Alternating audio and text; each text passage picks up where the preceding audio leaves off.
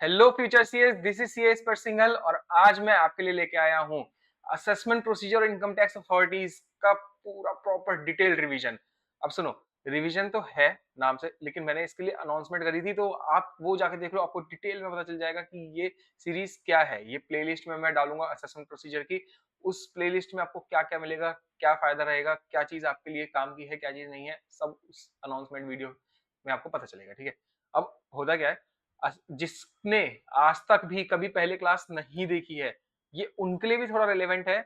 जिसने देखी है और वो दर्द में है कि यार असेसमेंट प्रोसीजर तो आया ही नहीं, किसी से भी पढ़ लिया नहीं आया, तो उन्हीं के लिए ये वीडियो है, उनका दर्द दूर करने के लिए। और वो दर्द कैसे दूर होगा, क्या वो खासियत है इन नोट्स में, वो मैं बताऊंगा। देखो, मैंने अपने टीचिंग करियर को स्टार्ट करने के लिए सबसे पहले यही चैप्टर लिया, क्योंकि ये डिफिकल्ट होता है, ये नहीं समझ में आता किसी को। अब क्योंकि ये समझ में नहीं आता, उसके रीजंस हैं, उन रीजंस को मैंने यहाँ पे नोट्स में पूरा सॉल्व कर दिया है।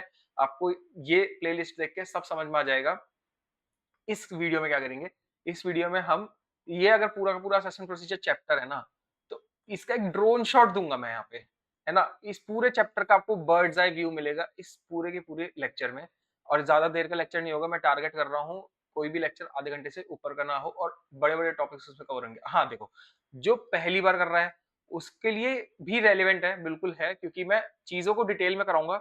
लेकिन मैं क्योंकि यहाँ पे रिपीट नहीं कर पाऊंगा, क्योंकि इसको मैं रिवीजन पर्पज से, और जो दर्द में है, पीड़ित बच्चे हैं, उनके लिए ज्यादा मैं फोकस कर रहा हूँ। तो जो फर्स्ट टाइमर है उनके लिए रेलेवेंट है, लेकिन वो रिपीटेशन नहीं होएगा, इसलिए उनको थोड़ी सी मेहनत करनी होगी। यहाँ पे क्वेश्चन तेज कराऊंगा मैं, क्वेश्चन बैंक भी बनाया है।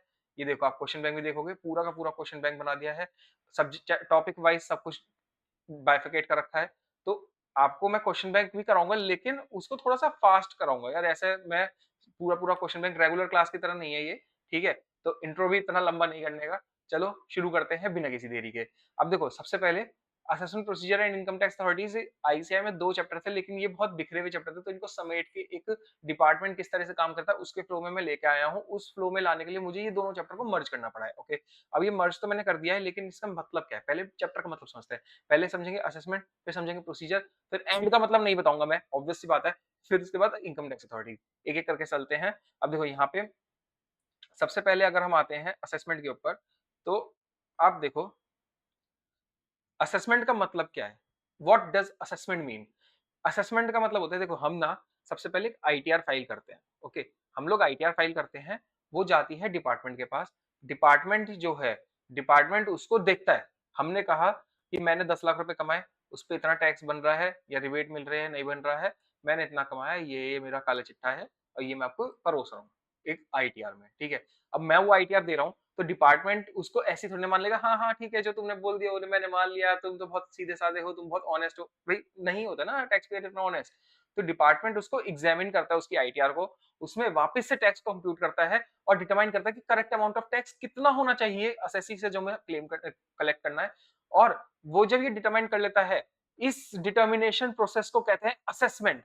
वो असेस कर रहा है, वो कैलकुलेट कर रहा है कि क्या ये सारी अमाउंट सही थी, और अगर कोई रिफंड वगैरह वो दे देगा। और तो और ये असेसमेंट के अंदर रीअसेसमेंट भी होता है, यानी कि हमने आईटीआर भरी, एओ ने ओके कर दिया, एओ ने कहा ठीक है इसमें सब कुछ सही है, लेकिन 1-2 साल बाद उसको पता चलता है कि यार ये जो उस समय सही था ना, ये गलत है, क्योंकि मुझे एक एडिशनल कुछ इन्फॉर्मेशन मिली है। अब मेरे को ये जो इन्फॉर्मेशन मिली है, जैसे कि ये मान लो वो कहता है कि मेरे को पता चला कि यार उस साल तो ये वहां घूमने गया था, ये तो फॉरेन गया था, इसने तो 10 लाख रुपए की इनकम बताई है और 5 लाख रुपए तो फॉरेन ट्रिप पे उड़ा के आया है, तो फिर कैसे 10 लाख की इनकम में ये सब काम हो गया, कौन सी इसकी एसेट्स ऐसी हैं, यानी कुछ तो गड़बड़ है दया। तो वो कहता है कि मैंने उस समय तो असेसमेंट में इसको कर दिया था, लेकिन आज मुझे लगता है कि वो गलत है, तो मैं इसको वापस से असेस करना चाहूंगा, वापस से करेक्ट अमाउंट ऑफ टैक्स निकालना चाहूंगा, तो इसलिए इसको बोलते हैं रीअसेसमेंट। असेसमेंट में रीअसेसमेंट इंक्लूडेड होता है। ठीक है, इसके बाद ये हो गया असेसमेंट का मतलब। अब आते हैं असेसमेंट के प्रोसीजर पे। प्रोसीजर में मैंने शुरू का ना कुछ कुछ आपको बता भी दिया, जैसे कि वॉलंटरी एक्ट, जो असेसी का मूव होता है, असेसी का की सबसे पहली चाल क्या होती है, रिटर्न फाइल करता है। आईटीआर मैंने बताया ना, वही स्टार्टिंग पॉइंट है। वो गवर्नमेंट को बताता है मैंने कितना कमाया, कितना टैक्स लग रहा है, मैंने कितना कमाया वो बताएगा, उस पर कितना टैक्स लग रहा है वो भी इसमें बताएगा, लेकिन वो टैक्स कैलकुलेट कैसे करेगा, वो सेल्फ असेसमेंट टैक्स होता है, 140A सेक्शन में आता है।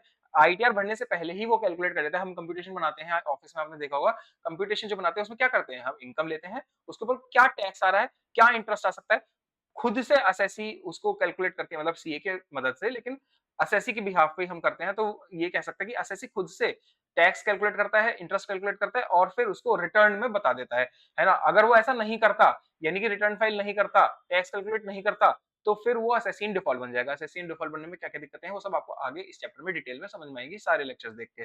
फिर इसके बाद आता है ऑटोमेटिक फिल्टर, स्टेज 2। ये थी स्टेज 1 जब मैंने आईटीआर भरी। स्टेज 2 क्या? मैं क्या कह रहा हूँ इतनी देर से, एओ देखेगा? नहीं, डायरेक्ट नहीं देखेगा, वो मैंने लेमैन में आपको समझाने के लिए असेसमेंट का मतलब बता दिया था। लेकिन यहाँ पे क्या है, प्रोसीजर, प्रॉपर प्रोसीजर अगर जाने, तो पहले मैं आईटीआर फाइल करूंगा, उसके बाद वो सीपीसी के पास जाएगी। सीपीसी क्या है? एक सेंट्रलाइज्ड प्रोसेसिंग यूनिट है जो कि बैंगलोर में है ना? अब ये बैंगलोर में जो सीपीसी है, वो क्या करते हैं, इनके पास में बड़े-बड़े कंप्यूटर्स हैं, बहुत बड़े-बड़े कंप्यूटर्स हैं। उस कंप्यूटर में आपकी रिटर्न जाती है। उस कंप्यूटर में जब वो आपकी रिटर्न गई, वो कंप्यूटर उस रिटर्न को प्रोसेस करके देगा, कहेगा कि ये ठीक है, गलत है। अब कंप्यूटर कैसे देख लेगा? कंप्यूटर को क्या पता कि मैं क्या खर्चा कर रहा हूँ, ये वो, बहुत सारी चीजें हैं। तो वो सब भी आपको पता चलती रहेंगी कि कैसे आगे जाके पता चलेगा कंप्यूटर कैसे क्या-क्या चीजें देखता है। लेकिन हाँ, मेनली जो देखता है कंप्यूटर, वो देखता है अरिथमेटिकल एरर। यानी कि मान लो मैं कह रहा हूँ मेरी 10 लाख की इनकम है, उस 10 लाख की इनकम पे मेरा 30% टैक्स रेट लगना है फॉर से, और मेरा 3 लाख टैक्स बनना चाहिए। लेकिन मेरा अरिथमेटिकल एरर क्या हो गया? मैंने कहा कि 10 लाख की इनकम है, 30% टैक्स रेट लगेगा, बिल्कुल सही है। लेकिन मैंने निकाला 2.5 लाख रुपए, गलती से हो गया और 2.5 लाख ही पे कर दिया। तो यहाँ पे अरिथमेटिकल एरर हो गया।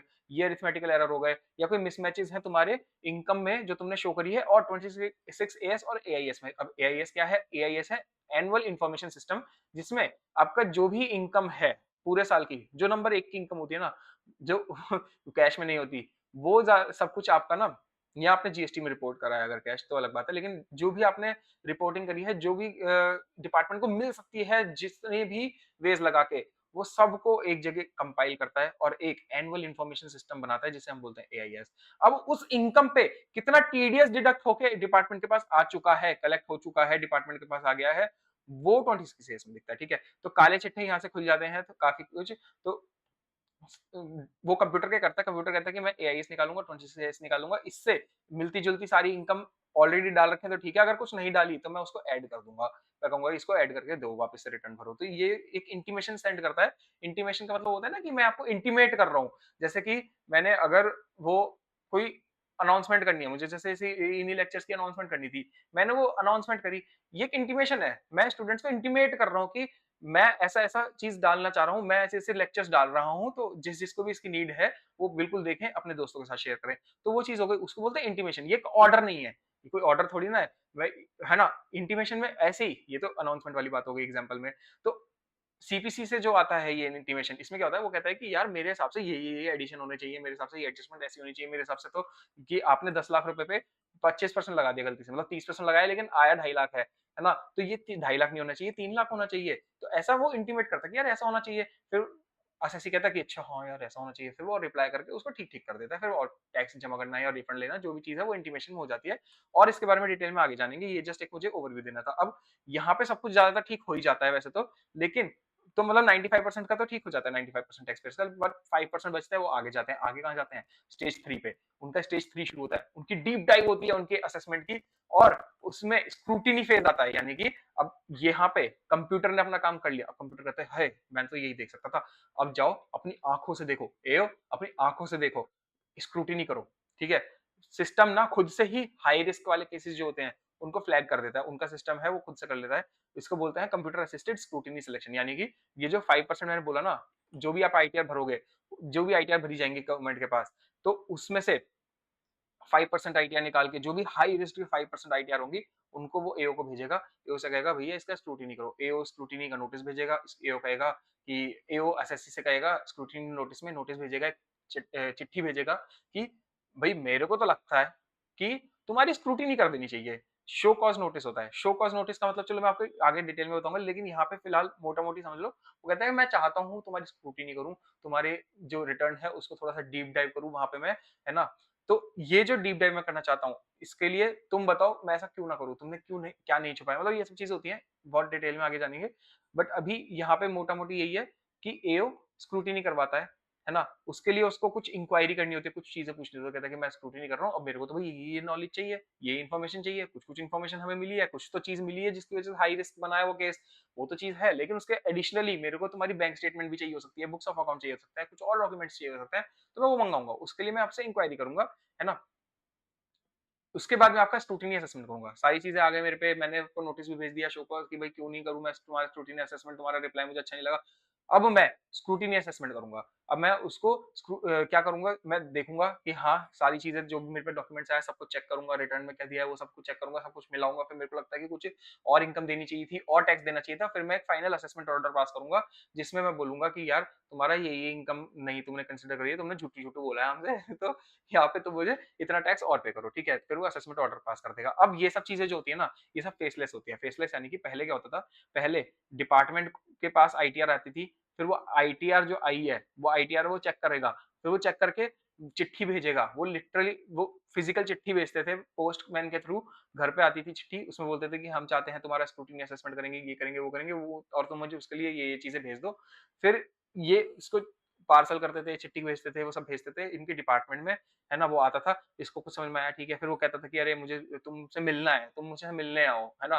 तो वो जाता था घर पे वापस चिट्ठी मिलने वाली, फिर वो बंदा खुद से पर्सन वहाँ पे डिपार्टमेंट होके आता था। अब डिपार्टमेंट में 2-2 जने मिल गए हैं, जब ये दोनों जने मिल गए हैं तो ये पता है क्या करते थे? ये कैलकुलेटर पे एक अमाउंट लिखते थे रिश्वत की और कहते थे कि ये दे दो और तुम्हारा केस बंद कर देंगे। ऐसे ना बहुत फेस टू फेस में करप्शन बहुत हो रहा था। तो इस करप्शन को बचाने के लिए उन्होंने फेसलेस कर दिया। अब किसी एओ को पता ही नहीं है वो किसका असेसमेंट कर रहा है, तो किससे पैसे माँगे? ऑनलाइन तो माँग नहीं सकता। फेसलेस असेसमेंट में बेसिकली ना सच्ची बताऊँ एक चैट की तरह होता है। इनकम टैक्स पोर्टल पे काइंड ऑफ एक चैट चलती है। तुम चैटिंग करते हो जैसे व्हाट्सएप पे करते हो ना वैसे ही होता है फेसलेस असेसमेंट। सामने से एओ मैसेज करता है कि अरे तुम्हारी ये इनकम रह रही है, तुमने ये नहीं दिखाया, वो नहीं दिखाया और यहाँ से मैं एज़ एन असेसी रिप्लाई करता हूँ कि नहीं, मैंने ये किया, ये देखो इस लॉ के हिसाब से, ये इस सेक्शन के हिसाब से, ये सब चीज़ें, ये चैटिंग चलती है।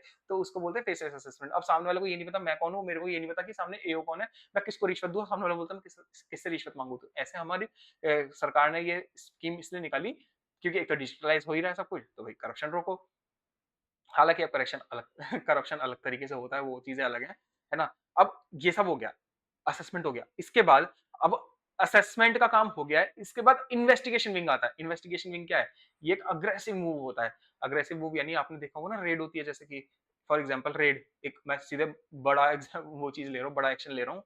लेकिन रेड आपने देखा होगा कि भई जो इनकम टैक्स डिपार्टमेंट के लोग होते हैं, सब के सब घर में घुसते चले जाते हैं, घर में घुसेंगे, ऑफिस में घुसेंगे, हर जगह घुस जाते हैं, फिर उसके बाद सब कुछ तोड़-फोड़ करते हैं, सारी चीज़ें निकालते हैं, सारा सोना लेके जाते हैं, कैश लेके चले जाते हैं, ये वो सब चीज़ें देखी हैं। ये होता है एक अग्रेसिव मूव इन्वेस्टिगेशन विंग का। इन्वेस्टिगेशन विंग से नाम से ही पता चल रहा है कि ये इन्वेस्टिगेट करने किसी चीज़ों में। तो वही चीज़ है अब ये क्या है विंग्स? देखो इनकम टैक्स डिपार्टमेंट जो है ना, वो एक ऑफिस नहीं है, उसमें एक डिपार्टमेंट नहीं है, उसमें 2 डिपार्टमेंट होते हैं। एक ऑफिस है, उसमें 2 डिपार्टमेंट है, जैसे कि हमारे यहाँ पे होता है ना कंपनीज़ में हम देखते हैं कि एक फाइनेंस डिपार्टमेंट है, एक अकाउंट्स डिपार्टमेंट है, एक सेल्स डिपार्टमेंट है, एक परचेज़ डिपार्टमेंट है, प्रोडक्शन डिपार्टमेंट है, स्टोर डिपार्टमेंट है, ऐसे ही 2 डिपार्टमेंट होते हैं सिर्फ इनकम टैक्स डिपार्टमेंट में जो डिपार्टमेंट है उसमें 2 ऑफिस होते हैं। एक ऑफिस क्या करता है वो रूटीन मोड में रहता है, वो असेसमेंट विंग वाला, है ना? ये जो विंग होता है इसको विंग बोलते हैं। यहाँ पे असेसमेंट विंग वाला तो रूटीन मोड में रहता है, वो क्या करता है जैसे कि वो यहाँ पे करेक्टनेस देखेगा, वेरीफाई करेगा कि आरओआई करेक्ट है या नहीं है, आरओआई यानी कि रिटर्न ऑफ इनकम, जो आईटीआर आपने फाइल करी है, वो करेक्ट है या नहीं है, वो वेरीफाई करेगा और तो और उसके हिसाब से टैक्स कलेक्ट करेगा। ये इसका काम होता है असेसमेंट विंग का, एक नॉर्मल वर्क है। वॉरियर मोड में कौन रहता है? एकदम तलवार-वलवार लेके, डंडे-वंडे लेके, बंदूक तोप सब लेके खड़ा रहता है इन्वेस्टिगेशन विंग। क्या करता है? इसको जैसी कुछ इन्फॉर्मेशन मिल गई, कुछ भी हुआ, इसको लगा कि यार अनडिस्क्लोज्ड इनकम है। अनडिस्क्लोज्ड यानी कि तुमने बताई नहीं आईटीआर में, ब्लैक मनी है, काला धन है, नंबर 2 का पैसा है, तो ये जाएगा, बिल्कुल घुस जाएगा अंदर, घुस के उसे खोद के निकाल देगा सारे पैसे को। तो ये इन्वेस्टिगेशन विंग का काम होता है एनफोर्समेंट का, है ना? ये जो लॉ है उसको एनफोर्स कराता है उस इनकम पे भी जो कि अनडिस्क्लोज्ड थी, जो ब्लैक मनी है, ठीक है? अब इसका काम शुरू कैसे होता है? इनिशिएशन मतलब कि कहाँ से ट्रिगर होता है कि इनका काम आया? ये ट्रिगर होता है जब आरओआई फाइल करी या तो इन जो असेसी है वो रिटर्न फाइल जब करेगा तब असेसमेंट विंग वाले काम में आ जाएंगे कि हाँ, हाँ, अब रिटर्न फाइल हो गई है, अब मुझे उसकी स्क्रूटिनी करनी है या फिर मतलब उसको चेक करना है सब चीज़ें और स्क्रूटिनी असेसमेंट तो होता ही है। उसके लिए सीएएसएस ये जो हमने यहाँ पे देखा था कि कंप्यूटर असिस्टेड आपका सिलेक्शन स्क्रूटिनी सिलेक्शन, ठीक है? यहाँ पे आपका ये हो जाएगा। इसके बाद क्या होता है? ये सेक्शंस आपको अभी समझ में आएँगे भी नहीं, मतलब सेक्शंस क्या नंबर ही तो हैं, ये तो याद होंगे नहीं ऐसे एकदम से। फिर उसके बाद पावर्स। अब इनकी पावर क्या होती है असेसमेंट विंग की? असेसमेंट विंग की पावर होती है, उसको सिर्फ यही चेक करना है ना, उसको कैलकुलेट करना है, एग्जामिन करना है, करेक्टनेस देखनी है, कलेक्ट करना है टैक्स। इसका तो डेस्क बेस्ड काम है, ये तो बैठा-बैठा यहाँ पे कैलकुलेट करता रहेगा, एक्सेल पे कैलकुलेट कर सकता है, कैलकुलेटर पे कैलकुलेट कर सकता है, इसकी तो डेस्क बेस्ड कॉल है वो है। ये इसे कॉल करना होगा अगर बुक्स के लिए भी, इसे बुक्स भी मंगानी होंगी कुछ देखने के लिए, इसको क्वेश्चंस पूछने के लिए, सब वो चैटिंग में चलता है। तो बताया ना मैंने कि इसकी डेस्क बेस्ड काम है पूरा का पूरा। और यहाँ पे क्या होता है, इनका कब इनिशिएशन होता है, इनके ट्रिगर होता है जब कोई इंटेलिजेंस मिले, यानी जैसे मैंने बताया था ना, इसको कुछ इन्फॉर्मेशन, कुछ तो ऐसी इन्फॉर्मेशन मिली कि अनडिस्क्लोज्ड इनकम है, ब्लैक मनी है बंदे के पास, एसएचजी के पास, तो ये जाके घोट के निकाल के आ जाएंगे। तो इसी को बोलते हैं इंटेलिजेंस। अब वो किस किस तरीके से मिल सकती है, क्या क्या इन्फॉर्मेशन हो सकती है टैक्स इवेजन की, वो सब चीजें आगे उसके सेक्शन में, प्रॉपर सेक्शन में इनमें देखेंगे हम। लेकिन फिलहाल ये समझो कुछ भी उसको इंटेलिजेंस मिली, फॉर एग्जाम्पल वही जो मैंने एग्जाम्पल दिया था कि 10 लाख रुपए की इनकम दिखा रहा है, बट घूमने में 5 लाख रुपए खर्च करके फॉरेन ट्रिप पे, तो वो उसको एक इंटेलिजेंस ही मिली कि भाई इतना खर्चा कैसे कर रहा है, जबकि ये इनकम तो इतनी सी है। तो ये जाके घुस जाएगा उनके घर में, वो कहेगा ये मेरे को चेक कराओ, ठीक है। तो ये इसका काम है, ये ट्रिगर होता है वो जब इन्फॉर्मेशन ऐसी कुछ मिलेगी उसके बाद। और इसका फील्ड बेस्ड काम है, नाम से मतलब अभी तक तो समझ में आ ही गया होगा ऑब्वियसली, वो घुस जाएगा, कर जाएगा, इधर उधर जाएगा, फील्ड बेस्ड काम है भाई ये। घरों में घुस जाएगा, ऑफिस में घुस जाएगा, ताले तोड़ सकता है, कैश वैश दिखेगा, ज्वेलरी दिखेगी, उठा के ले आएगा, वो चीज है। मतलब ये सब आपको समझ में आ गया होगा इन्वेस्टिगेशन विंग का क्या काम है। फाइनलिटी, काम खत्म कब होता है? असेसमेंट विंग का काम कब खत्म होएगा? जब वो असेसमेंट ऑर्डर पास कर देगा। जैसे ही वो ऑर्डर पास कर देगा, उसका काम खत्म। वो कहेगा भैया अब तो मैंने ऑर्डर पास कर दिया, अब तो ऐसा आता रहेगा पैसा, ले देगा ही, भाई पैसे तो हम लेंगे ही, ठीक है, जाने थोड़ी ना देंगे। एक बार ऑर्डर दे दिया, पैसे भी लेंगे। फिर इसके बाद लेकिन जो इन्वेस्टिगेशन विंग है, उसका काम कब खत्म हो जाता है? उसका काम असेसमेंट ऑर्डर का नहीं है। वो ऑर्डर नहीं देगा कि हम, वो कैलकुलेट नहीं करेगा बैठ के कि तुमसे मैंने, तुम्हारे यहाँ पे जाके इतना काला धन निकाला, मैंने इतना इनकम निकाली जो कि तुमने बतानी रखी थी, उस पर टैक्स लेना है, तो इतना टैक्स लेना है, इतना टैक्स मुझे नहीं, उसका ये काम नहीं है। इन्वेस्टिगेशन विंग कोई फाइनल ऑर्डर पास नहीं करता। वो सिर्फ और सिर्फ जो एविडेंसेस इकट्ठे हुए हैं उसको यहाँ पे असेसमेंट विंग को देगा, असेसमेंट विंग उसको कैलकुलेट करके असेसमेंट ऑर्डर देगा, ठीक है। ये चीजें होती हैं। इसके बाद ये अभी रहने दो, ये बाद में पढ़ना है इसको। फिर इसके बाद क्या होता है, यहाँ पे सर्वे होता है। अब देखो इसके बाद क्या है, अब यहाँ पे ये चीजें तो डिफरेंस वाली हो गई, मैंने विंग्स के बारे में बता दिया, विंग्स के बारे में तो बता दिया, उसके अलावा तुम्हें ये जानना होगा इनकी पावर्स क्या क्या करती है। एक तो सर्वे, ये थोड़ा माइल्डर चेक होता है, थोड़ा हल्का सा चेक, यानी कि ऑफिसर्स जाएंगे तो तुम्हारे बिजनेस प्रेमाइस में, घर में नहीं घुसेंगे वैसे तो, लेकिन बिजनेस प्रेमाइस में जाएंगे, लेकिन और बिजनेस आवर्स में जाएंगे, लेकिन ना वहां पे कुछ सीज नहीं करेंगे, ना तुम्हारा कैश लेंगे, ना ज्वेलरी लेंगे, ना स्टॉक लेंगे, बस बुक्स हाँ एक बार को ले जा सकते हैं, क्योंकि एकदम से तो बुक्स देखी नहीं जाएंगी। मान लो मैं कहीं सर्वे करने गया, जनगणना की सर्वे होता है, वो चीज होती है, पॉपुलेशन देखते हैं जब, तो भाई सर्वे होएगा वो ठीक है, लेकिन वहां पे बुक्स थोड़ी ना एकदम देख लोगे, तो वो बुक्स लेके जाने का कि डिपार्टमेंट लेके चले जाओ बुक्स, तो तुम थोड़ा सा टाइम मिलता है, 15 दिन का टाइम मिलता है, तो वो चीजें अलग चीज है कि बुक्स ले जा सकते हैं, लेकिन स्टॉक वगैरह ये चीजें तो वहीं दिख रही है ना, ये चीजें नहीं ले जा सकते, लेकिन हाँ इसकी इन्वेंटरी बना सकते हैं। यानी कि अगर सर्वे करने गए हो और तुम्हें दिखता है कि यार तो बहुत कैश पड़ा है, ये तो बहुत सारी ज्वेलरी पड़ी है, ये तो बहुत सारा स्टॉक है, इतना तो मुझे लगता नहीं इसने आईटीआर में दिखाया होगा, इतना तो बैलेंस शीट में नहीं दिखाया होगा, ये तो काला धन लग रहा है, ये तो 2 नंबर का लग रहा है। तो ये क्या करेगा, ये उसकी इन्वेंटरी बना लेगा। इन्वेंटरी बनाना यानी कि पेपर लेगा, उसपे नोट करेगा, पेपर लेके उसपे नोट करेगा कि अरे ये इतना कैश दिख रहा है, इतना मुझे ज्वेलरी दिख रही है, इतना मुझे स्टॉक दिख रहा है, इतना मुझे ये वाला एसेट दिख रहा है, इतने मुझे स्टॉक्स दिख रहे हैं इनके, जो इन्होंने शेयर्स वगैरह खरीद रखे हैं इनके डीमैट वगैरह, मतलब वो सब चीजें एक इन्वेंटरी बनाएगा, ताकि बाद में इनकेस अगर वो उसने गायब कर दिया, छुपा दिया कहीं पे, अगली बार जब वो रेड करने आएंगे तो छुपा दिया, तो फिर वो इन्वेंटरी बनी हुई है, तो वो देखेगा कि भाई ये था, ये कहाँ गायब कर दिया, तुम बताओ मेरे को, है ना। तो वो चीज होती है सर्वे में। इसके बाद रेड, वही सर्वे तो हल्का हल्का चेक है कि बस गया, थोड़ा बहुत पूछताछ करी, देखा वेखा, इन्वेंटरी बनाई और बुक्स लेके आ गया सिर्फ। लेकिन रेड, रेड एक एटम बॉम्ब की तरह है, बिल्कुल बम सा फट जाता है। अगर तुमने किसी बढ़िया जगह आर्टिकलशिप करी है ना, जिनके क्लाइंट्स बड़े बड़े हो, जिन पर रेड वेड हुई है, तो तुम जानते होंगे वैसे कैसे कैसे रेड का सिस्टम होता है। या फिर तुम बहुत अमीर घराने से आते होगे, तो तुम्हारे घर में रेड होती होगी, तो मतलब जैसे मान लो किसी का रेड हो जाती है, तो यही होता है ना कि हाय उसके यहाँ रेड हो, उसके तो बहुत पैसा होगा तभी उसके यहाँ रेड हुई है।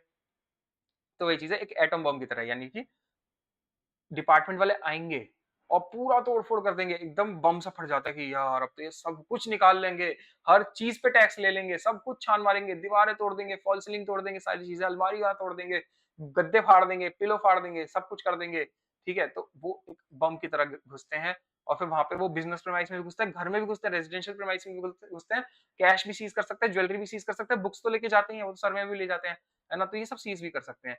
अब ये जब यहाँ पे सीज़ किया, तो कैश वैश सीज़ कर लिया, ये तो रेड का पार्ट हो गया, ये लेके चले गए, लेकिन घर जाके यानी कि अपने डिपार्टमेंट जाके वो जो उसको कैलकुलेट करेंगे उसमें कि इतना-इतना कैश है, कितनी इनकम होनी चाहिए, उस इनकम पे कितना परसेंट टैक्स लगना चाहिए, क्या उससे कलेक्ट करना है हमें, एसएससी से क्या इंटरेस्ट लगना चाहिए, क्या पेनल्टी लगनी चाहिए, उसको बोलते हैं ब्लॉक असेसमेंट। इसमें क्या होता है, जैसी रेड हुई, जो रेड करेगा, तो वो आज का नहीं देखेगा या लास्ट ईयर का नहीं देखेगा कि हाँ भाई मैं लास्ट ईयर का देख लेता हूँ कितनी इनकम हो सकती है, नहीं, वो लास्ट 6 ईयर्स की इनकम देखेगा। वो पिछले 6 साल का असेसमेंट वापस से करेगा, देखेगा कि यार 6 साल का एक साथ देखेगा वो, कि 1 2 3 4 5 6 साल एक साथ वो असेसमेंट करेगा और उसको बोलते हैं एक ब्लॉक बनना, उसको ब्लॉक ब्लॉक असेसमेंट बोलेंगे, ठीक है। 6 साल पीछे और तो और करंट ईयर में जब वो घुसा और जब तक निकला तब तक का, करंट ईयर से जब तक वो निकला वहां से रेड करके तब तक का भी इनकम असेस करेगा और पिछले 6 साल की। इसको बोलते हैं ब्लॉक असेसमेंट, यानी कि पूरे पूरे को एक साथ करेगा और इसको बहुत डिटेल में आगे हम पढ़ेंगे। ये सब ना एक-एक दिन के टॉपिक्स है, लाइक मतलब एक-एक पूरा लेक्चर इस पे, एक पूरा लेक्चर इस पे, ऐसा-ऐसा अलग-अलग जाएगा। तो आपको सब बहुत डिटेल में समझ में आ जाएगा। बस एक मैं बर्ड्स आई व्यू देना चाह रहा हूँ ताकि कि आपको एक क्लैरिटी मिले कि अच्छा इसके बाद ये स्टेप हो रहा है, इसके बाद ये स्टेप हो रहा है, क्योंकि यही चीज़ नहीं पता होती और ये बर्ड आई व्यू कोई नहीं देता। इस वजह से समझ में नहीं आता। मुझे बहुत दिक्कत हुई थी। मेरे को लिटरली सीए बनने के बाद अब जाके इसमें पूरी क्लैरिटी आई है। पहले मुझे इतनी क्लैरिटी नहीं थी। फिर मैंने अपने एग्ज़ाम्स के लिए तो सिर्फ ये कर लिया था कि यार क्वेश्चन क्वेश्चन रट लो, बस अपना दे दो एग्ज़ाम, ऐसी वाली चीज़ थी, ठीक है। अब इसमें क्या है, अब मान ये तो सब हो गया। अब मान लो कुछ गलत हो गया, है ना?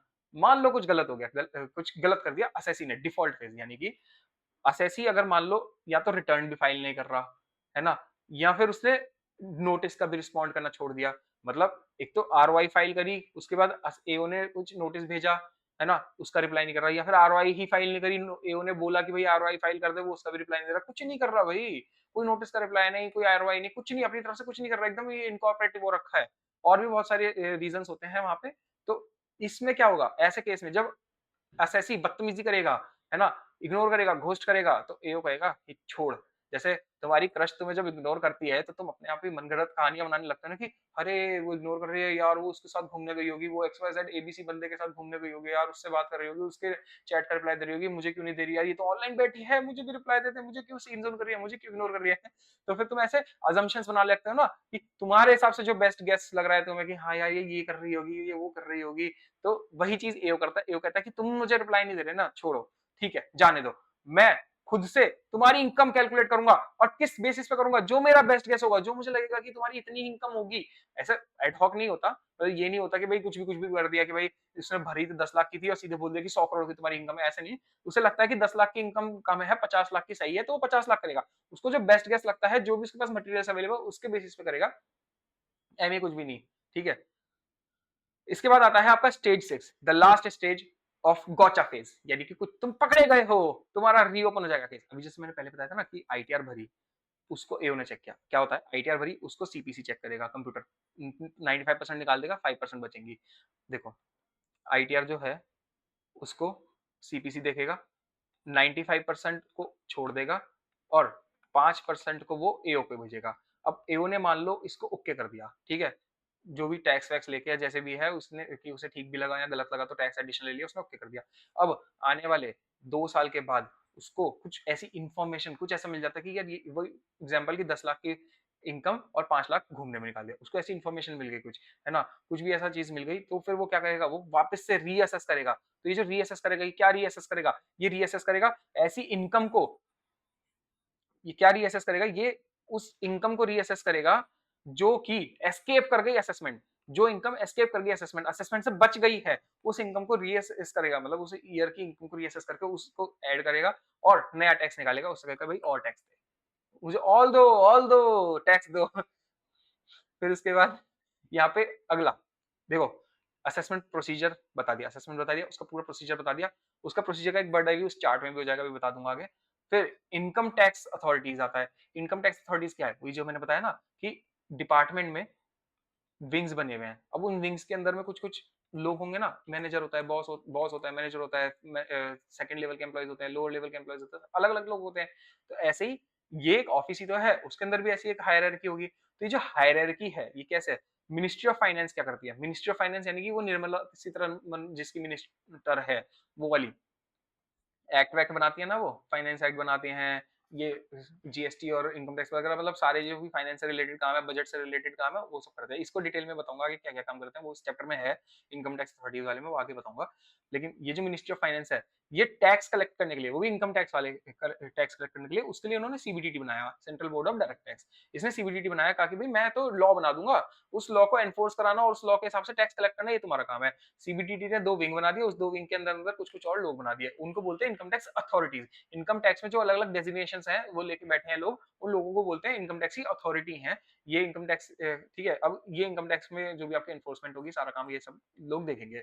ओके, अब इसके बारे में और ज्यादा मैं क्या ही बताऊंगा, वो तो फिर पूरा डिटेल में लेक्चर होएगा। अब देखो फ्लो क्या है, सबसे पहले आप आधार कार्ड लेते हो, उससे पैन अप्लाई करते हो, फिर सेल्फ असेसमेंट ऑफ टैक्स करते हो, उसको टैक्स के अकॉर्डिंग अपनी आरओआई भरते हो, रिटर्न ऑफ इनकम भरते हो। रिटर्न ऑफ इनकम जो है वो आप यहाँ पे ड्यू डेट से पहले पहले भर दोगे, ड्यू डेट्स क्या है वो भी आगे बताऊंगा।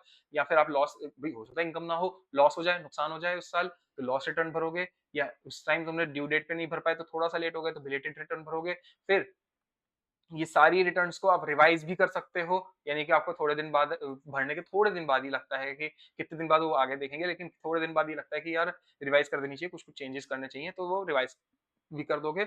उसके बाद भी कुछ ज्यादा दिन बाद, कुछ थोड़े ज्यादा दिन बाद आपको लगता है कि अरे यार ये वाली इनकम तो डालनी रह गई, ये इनकम डालनी रह गई, चलो तो कोई नहीं, ये वाली इनकम डालनी रह गई, इसको मैं अब डाल देता हूँ, कोई दिक्कत नहीं है, अब मैं डाल देता हूँ यहाँ पे। तो लेकिन कैसे डालूं, रिवाइज का तो टाइम निकल गया, तो अपडेट कर दो रिटर्न को, अपनी पुरानी रिटर्न को अपडेट कर दो। इसके बारे में भी डिटेल में आगे देखेंगे। अब ये जो सारी रिटर्न्स भरोगे, वैसे तो आप सीए के थ्रू भरवाते हो, लेकिन सीए जो भरता है उसको वो वेरीफाई कौन करेगा, यानी कि सीए ने भर देगा। अब असेसी चेक करना चाहिए कि क्या सब कुछ सही भरा हुआ है, क्या जो टैक्स मैंने पे किया था वो इसमें रिफ्लेक्ट कर रहा है, सब कुछ चीजें वो ए टू जेड चेक करेगा, फिर उसके बाद वेरीफाई करेगा।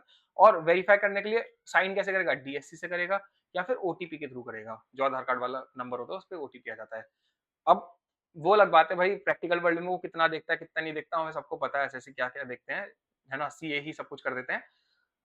वो वेरिफिकेशन का प्रोसेस जो है उसके बारे में डिटेल में देखेंगे, कौन करेगा, किसके लिए वेरीफाई करेगा। फिर उसके बाद कुछ नोटिस, ये चलो अभी बाद में, ये यहाँ पे अभी जरूरी नहीं है तुम्हारे लिए। फिर उसके बाद वो तो वेरीफाई कर देगा। उसके बाद एक तो असेसमेंट, हाँ वो आईटीआर में हमने देखा था ना, सीपीसी रिप्लाई करता है, इंटीमेशन देता है, वो हो गया। उसके बाद कुछ इंक्वायरी करनी है, असेसिंग ऑफिसर को कुछ इंक्वायरी करनी है, कुछ जानना है, कुछ बुक्स मंगानी है, कुछ भी चीज चाहिए तो वो मांगेगा। उसके बाद कुछ असेसमेंट करना है, वो असेसमेंट करेगा। असेसमेंट भी दो तीन तरीके के हैं यहाँ पे। फिर उसके बाद वो असेसमेंट में हो सकता है भाई, जरूर थोड़ी इनकम ही इनकम बढ़े, हो सकता है लॉस भी आए, लॉस का भी असेसमेंट हो सकता है, तो वो इंटीमेशन और लॉस देगा लॉस के केस में। फिर उसके बाद उसे लगता है कि ज्यादा थोड़ी दिक्कत है, मुझे घुस के तोड़-फोड़ करके सर्च ही करना पड़ेगा कि सच में सब कुछ सही है या नहीं है, तो फिर वो सर्च करेगा। फिर उसको लगता है गड़बड़ है, लेकिन थोड़ी बहुत गड़बड़ है, इतनी नहीं कि सर्च कर दूं 6 साल का करूं, मेरे को लगता है बस 1 साल का कुछ गड़बड़ है, तो इनकम स्कीमिंग असेसमेंट करेगा। इन चीजों के बारे में डिफरेंस वगैरह भी सब आगे समझ में आएगा, ये ओवरव्यू दे रहा हूँ बस, ऑब्वियस सी बात है। फिर उसके बाद बेस्ट जजमेंट असेसमेंट करेगा, अगर कोई रिप्लाई नहीं दे रहा, सही से कुछ नहीं कर रहा, ये सब चीजें फेसलेस होंगी। इन सब चीजों की एक टाइमलाइन होगी, ये नहीं है कि भाई तुम 50 साल पहले का केस खोल के बैठ जाओगे, भाई हर चीज की एक टाइमलाइन होती है, तो वो भी आगे देखेंगे। इसमें ये स्पेशल केस में आप ये ना, अब आगे के जो हैं ये वाले, ये सब स्पेशल केस, ये अपील वाला है, ये रेक्टिफिकेशन का है, अमेंडमेंट वगैरह का है, ये फेसलेस है, तो ये सब चीजें ना मैं आपको अपील रिवीजन के साथ कराऊंगा, क्योंकि आगे अब ऑर्डर तक का कराऊंगा। देखो ऑर्डर देने तक का काम ठीक है, लेकिन ऑर्डर देने के बाद असेसी लड़ सकता है कि यार तुमने गलत ऑर्डर दे दिया, मेरे ज्यादा टैक्स निकाल रहे हो, एओ लड़ेगा। तो ये जब असेसी और डिपार्टमेंट लड़ते हैं ना, उसके ऊपर कई सारे चैप्टर बना दिया आईसीए ने, बहुत फैला हुआ है, उसको मैं सब समेटूंगा, उसको एक साथ लेके आऊंगा, प्रॉपर आपके पास कंपाइल करके कंसाइज करके लाऊंगा, चार्ट्स में लाऊंगा। उसके बाद मैं आपको ये चीजें पढ़ाऊंगा। तो अभी फिलहाल ये वाली चीजें स्किप करेंगे, और वैसे भी वो इस चैप्टर में मैं कभी नहीं डालूंगा, लिटरली कभी भी नहीं डालूंगा इस चैप्टर में उसको, तो ठीक है। इसके बाद अब देखो, ये वाला चैप्टर आपका ये वाला पोर्शन आज वाले लेक्चर का मेरा कंप्लीट हो गया, बर्ड्स आई व्यू मैंने पूरा का पूरा दे दिया है आपको, है ना। यहाँ पे अब इसके आगे अगले लेक्चर्स में हम या आगे के पूरे नोट्स पढ़ेंगे। अब देखो यहाँ पे मैंने प्रॉपर चार्ट्स वगैरह बना के एक एक चीज का बना के, जहाँ पे भी आपको कॉम्प्लेक्सिटी आती है ना, हर चीज में मैंने चार्ट्स बनाए हैं, यहाँ पे प्रॉपर एग्जाम्पल्स के साथ दिए हैं। उसके बाद आपके क्वेश्चन बैंक में भी सारी चीजें, टेबल जहाँ देनी है वहाँ, चार्ट जहाँ पे देने हैं वहाँ, ये चार्ट्स कहीं नहीं अवेलेबल है, मैंने पहली बार ही बनाए हैं खुद से ही, और मतलब काफ़ी अच्छे चार्ट्स बन गए हैं ये। आपको जैसे जब देखे हुए है ना, थोड़ा पता चलता रहेगा। मैं प्रमोशन कर रहा हूँ अपनी वीडियो का, ठीक है? वैसे वीडियो खत्म हो गई, छोड़ के जाना, चले जाओ। बाकी प्रमोशन भी देख लो वैसे तो, है ना? ये रहा सारे चार्ट्स में कर के मैंने एक-एक चार्ट बनाया है। ये प्रॉपर क्वेश्चन बैंक बनाया हुआ है, टॉपिक वाइज़ आपको दिखाया भी था स्टार्ट में मैंने। तो अभी फिलहाल इस वाले टॉपिक के लिए ऑब्वियसली बर्ड्स आई व्यू के लिए तो कोई भी अपने पास है नहीं। कल का जो टॉपिक होएगा उसके लिए क्वेश्चन आएगा, आगे क्वेश्चन्स आएँगे। तो क्वेश्चन भी मैं कवर करता चलूँगा, कांसेप्ट भी मैं यही कवर करता चलूँगा। तो थोड़ी-सी जो दिक्कत है ना, लोगों की दर्द है इस चैप्टर में, वो यहाँ पे पूरा खत्म हो जाएगा। थोड़ा दर्द है, ज्यादा दर्द है, बिल्कुल नहीं पढ़ा कभी, सब पढ़ सकते हो। यहाँ पे आप देखोगे स्पीड मैंने काफी डिसेंट रखी है, बहुत तेज नहीं है, लेकिन तो नए वाले भी देख सकते हैं, और बहुत धीरे भी नहीं है कि जो दोबारा दोबारा कर रहे हैं वो बोर हुए इतना ज्यादा, ठीक है। तो चलिए मिलते हैं अब नेक्स्ट लेक्चर में।